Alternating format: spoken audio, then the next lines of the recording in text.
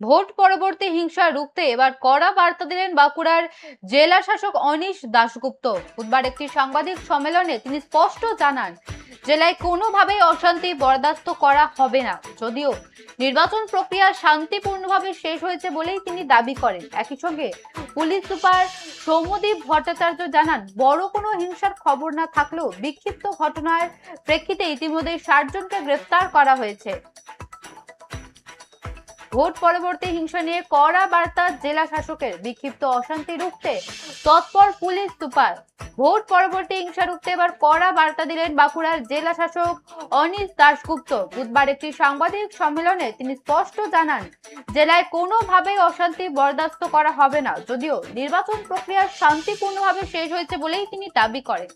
একই সঙ্গে police super Soumyadip Bhattacharya জানান, বড় কোনো হিংসার খবর না থাকলেও বিক্ষিপ্ত ঘটনার প্রেক্ষিতে ইতিমধ্যেই 60 জনকে গ্রেফতার করা হয়েছে।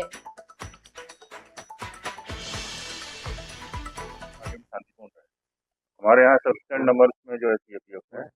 और जैसा कि सामने बताया कि किसी टाइप का जो है अगर न्यूसेंस कोई क्रिएट करता है तो स्ट्रिक्ट एक्शन होगा और उसके ऊपर जो है सीवियर से सीवियर एक्शन होगा। पहला तो दूसरा बात है, विनिंग प्रोसेसन के लिए जो है जो कैंडिडेट जीते हैं उनको राइट है, वो अपना प्रोसेसन निकालेंगे, लेकिन वो भी जो है शांतिपूर्ण रहेगा, लिमिट में रहेगा।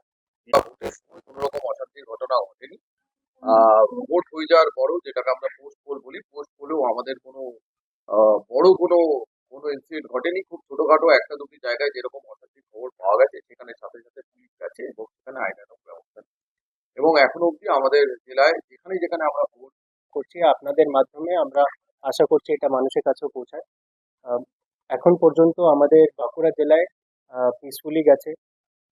তো এটাই আমরা আশা করছি যে এটা পরেও চলে থাকবে। তো যেটা আমরা এখান থেকে বার্তা দিতে চাই যে violence of any sort will not be tolerated at all. যে কোনো কেউ করে ওর ওর বিরুদ্ধে একদম স্ট্রিক্ট অ্যাকশন নেওয়া হবে, এটা আমরা জানিয়েও দিয়েছি সবাইকে। সেকেন্ড, ইন্টিমিডেশন, থ্রেট এগুলি একদম যে না হয়, আমরা pre poll and during poll এটা এনশোর করেছি, পোস্ট পোলও আমাদের করতে হবে।